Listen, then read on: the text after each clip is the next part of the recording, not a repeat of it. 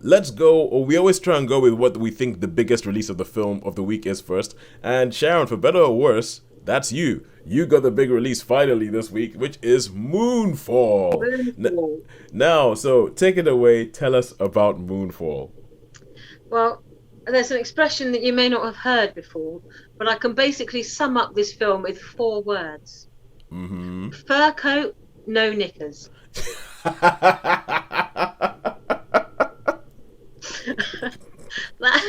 that is my review. And now, okay, so we move on to our next film.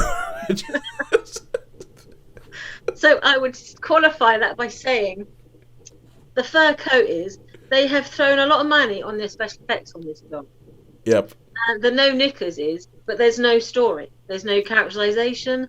There's no involvement. There's no anything that makes a film good is just basically this. The fact that you don't care, you couldn't care less about any of the characters. The fact that the story makes no sense. The fact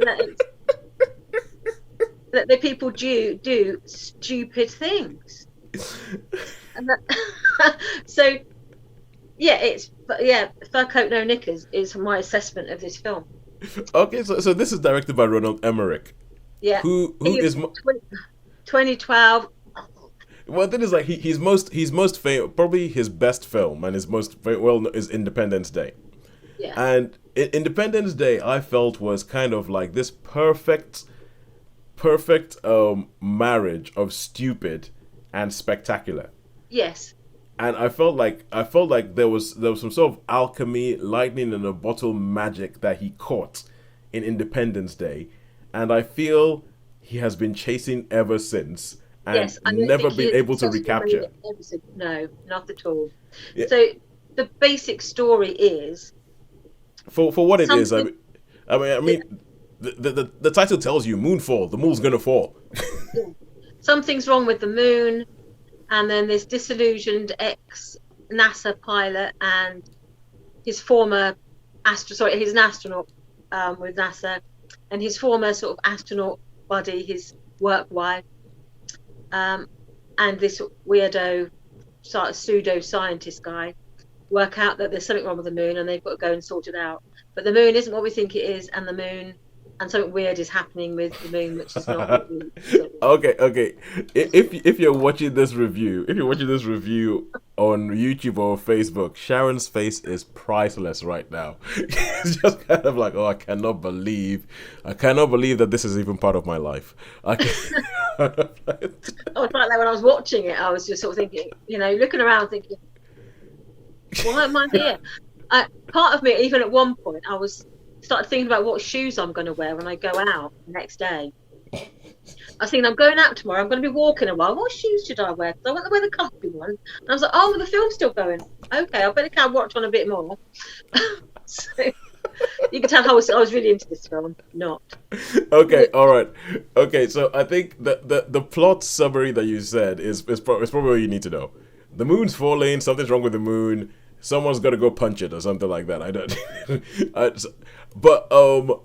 So Roland Emmerich, we know that there's certain things that you see. So you mentioned 2012, The Day After Tomorrow. This is a man who destroys the earth on a regular basis with usually massive CGI waves of water. Oh yes, this is waves of water crashing all over, killing untold millions.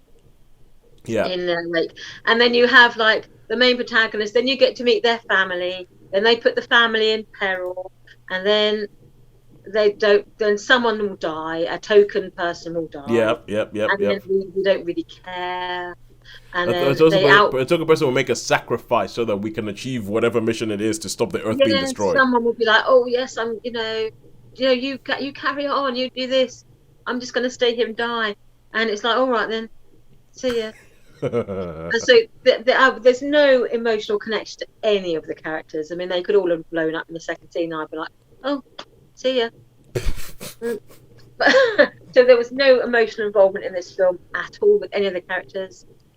They would do, like with 2012, it reminded me of that, where they sort of, in a vehicle, they sort of outdrove a volcanic eruption, a pyroclasmic surge. They managed to drive. This one is like there's a gravity wave propelled by the fact that the moon is falling, and they were just able to drive it, which is like, well, that's convenient. Let's all just hop in a car and just. That is one of his moves. I think it was 2012 when they had a plane that outruns like an exploding airport or something like that. Yeah, and it just manages to stay ahead of it. Just manages to stay ahead of it. Oh my God, the flames have engulfed us, and are we dead? No, the plane just burst through the flames. And this is that at one point I wasn't quite sure whether there was a scene in a helicopter where there's waves, there's gravity waves, there's all sorts of things going on, and the helicopter's like going, keep going. And then I don't even know what happened to the helicopter. Did it crash, or I couldn't work out what happened to it. Which is like, was that it? Are they all dead? Yeah. So you just couldn't care less about any of the characters, and then you get introduced to some, and it's like, oh yeah, this is a really quirky character. He's really funny. You don't see them again. It's like, oh okay, he just died, did he? Because you just got no idea what's going on. It was just a mess. Yeah, I have to admit, I did, because I feel like there's been a law of diminishing returns with Roland Emmerich ever since Independence Day, where each film seems to get subsequently worse. It seems to get like less. It's like there's no fun in it. There's no fun in it. There's all the CGI destruction, but there's nothing to bore you along. And so I've got to be honest, I really was not hopeful for this film because his recent track record says Independence Day was a bit of a one-off. And even with the big reveal, because there is like a bit of a surprise, like, oh look, you didn't expect to see this coming, did you? Even when there's a little bit of a reveal at the end, I was just like, oh good. It's hard to think of something different. Can I go home now? Yeah. So yeah, again, it wasn't enough to have that little zap of inspiration, really. I just felt it was, this element worked from this film, so we'll use that element. This bit worked well in that film, we'll use that element. It just felt like it was they spent all the money on the fur coat, and then they just haven't got anything underneath. Yep. So to me it didn't do anything other than kill 2 hours. How many stars would you attribute to Moonfall? I will be generous with this one, and I will give it a 2-star. Because I think, to me, it felt like an utter waste of time.